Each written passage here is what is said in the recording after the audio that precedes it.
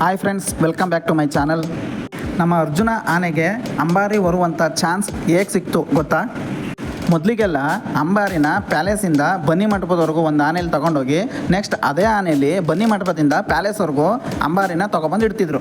ನಂತರ ಕಾಲಕ್ರಮೇಣ ಅಂಬಾರಿನ ಪ್ಯಾಲೇಸಿಂದ ಬನ್ನಿ ಮಂಟಪದವರೆಗೂ ಒಂದು ಆನೆಯಲ್ಲಿ ತೊಗೊಂಡೋಗಿ ನೆಕ್ಸ್ಟ್ ಬನ್ನಿ ಮಂಟಪದಿಂದ ಬೇರೊಂದು ಆನೆಗೆ ಅಂಬಾರಿನ ಕಟ್ಟಿ ಆ ಅಂಬಾರಿನ ಪ್ಯಾಲೇಸ್ವರೆಗೂ ತೊಗೊಬಂದು ಇಡ್ತಿದ್ರು. ಯಾವುದೋ ಒಂದು ವರ್ಷ ನಮ್ಮ ಅರ್ಜುನನಿಗೆ ಬನ್ನಿ ಮಂಟಪದಿಂದ ಪ್ಯಾಲೇಸ್ವರೆಗೂ ಅಂಬಾರಿನ ತರುವಂಥ ಚಾನ್ಸ್ ಸಿಗುತ್ತೆ. ಆ ಚಾನ್ಸಿಂದ ಎಲ್ರಿಗೂ ಗೊತ್ತಾಗುತ್ತೆ ನಮ್ಮ ಅರ್ಜುನ ಕೂಡ ಅಂಬಾರಿನ ಹೊರೋದಕ್ಕೆ ಕೇಪಬಲ್ ಇದ್ದಾನೆ ಅನ್ನುವಂಥ ನಂಬಿಕೆ 50% ಅಲ್ಲಿ ಕನ್ಫರ್ಮ್ ಆಗುತ್ತೆ. 2011ರವರೆಗೂ ಸೌಮ್ಯ ಸ್ವಭಾವದ ನಮ್ಮ ಬಲರಾಮ ಆನೆ ಅಂಬಾರಿನ ಹೊರ್ತಿರ್ತಾನೆ. ಆದರೆ ಆ ವರ್ಷ ಅವನು ಅಂಬಾರಿನ ಬನ್ನಿ ಮಂಟಪದವರೆಗೂ ತಗೊಂಡು ಹೋಗೋಕ್ಕೆ ತುಂಬ ಹರಸಾಹಸ ಪಡ್ತಿರ್ತಾನೆ. ಏನಕ್ಕಪ್ಪ ಅಂತಂದರೆ ಆ ಆನೆಗೆ ವಯಸ್ಸಾಗಿರುತ್ತೆ.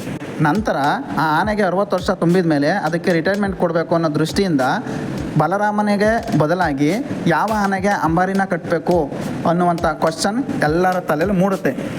ಆಗ ಎಲ್ಲರ ಗಮನ ಹೋಗೋದು ನಮ್ಮ ಅರ್ಜುನನ ಕಡೆಗೆ. ಅಷ್ಟೊತ್ತಿಗೆ ಕೂಸ ಅನ್ನೋ ಮಾವುತನ ಕೈಯಿಂದ ನಮ್ಮ ಅರ್ಜುನ ಮಾಸ್ತಿ ಅನ್ನುವಂಥ ಮಾವುತನ ಕೈಗೆ ಬಂದಿರ್ತಾನೆ.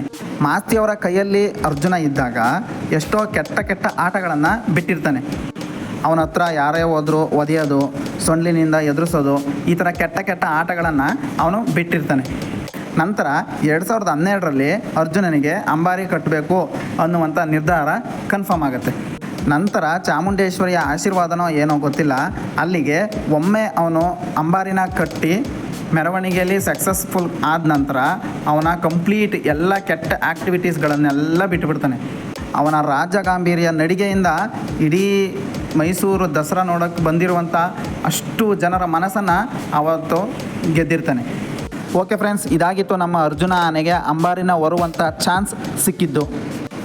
ಮುಂದೆ ಹೊಸ ವಿಡಿಯೋದೊಂದಿಗೆ ಮತ್ತೆ ಸಿಗೋಣ. Okay friends, thank you for watching.